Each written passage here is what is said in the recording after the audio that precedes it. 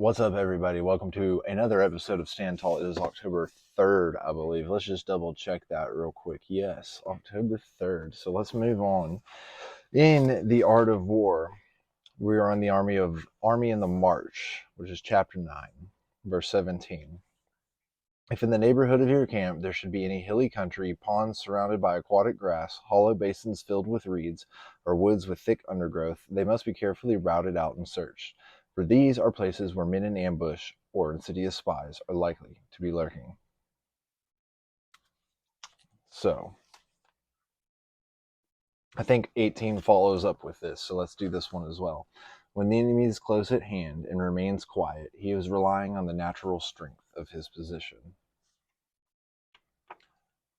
That reminds me of the this podcast I was listening to recently, where it's like, just all you got to do is watch and wait. You can get ahead of your competition by studying them, and then just measuring your success by different metrics.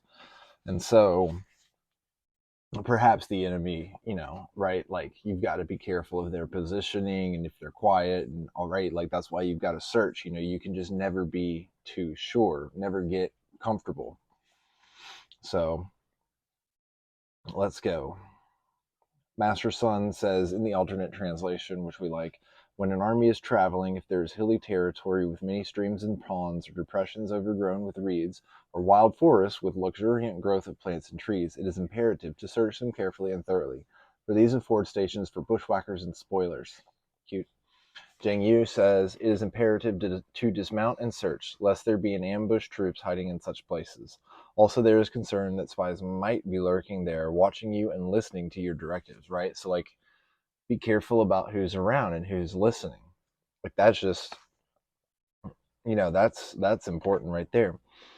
When the enemy is near but still, he is resting on a natural stronghold. When he is far away but tries to provoke hostility, he wants you to move forward. If his position it is because it is advantageous to him. So, if his position is accessible, it is because that is advantageous to him. If they make it easy to attack, be careful. They might just use your momentum against you. Let's go to one of the best books of all time, The Daily Stoic by Ryan Holiday and Stephen Hanselman. Guys, pick it up, check it out. October 3rd. A mantra of mutual interdependence. Meditate often on the interconnectedness and mutual interdependence of all things in the universe. For in a sense, all things are mutually woven together and therefore have an affinity for each other. For one thing follows after another, according to their tension of movement, their sympathetic stirrings, and the unity of all substance. Marcus Aurelius, Meditations 6.38. Anne Lamott once observed that all writers are little rivers running into one lake, all contributing to the same big project. The same is true in many industries, though sadly, even inside the same company, many people selfishly forget they're working together. As human beings, we all breathe the atoms that make up our ancestors and flow into the same earth when we die. Think about that. The patterns. Over and over again, the Stoics reminded themselves of the interconnectedness of life. Perhaps that was because life in Greece and Rome was particularly harsh. Animals and people were slaughtered senselessly to amuse the masses in the Colosseum, events lamented in the Stoic writings. Countries were conquered and its citizens sold into slavery to expand the empire, the futility of which the Stoics also lamented. I don't know what that was, but it might have been my dog.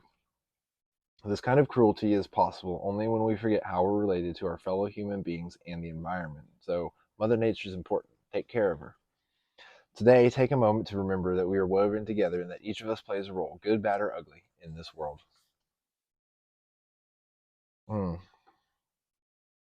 So everything's connected, woven together.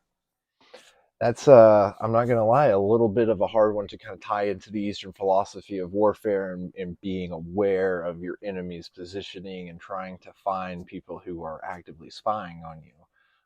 But I do think that, I mean, maybe in a meta way, it's all connected in the sense of we're always at war with our different versions of ourselves in the universe of us. And so as we continue to battle with ourselves and to keep making ourselves better, let's keep standing tall. And we'll see you guys on the next one.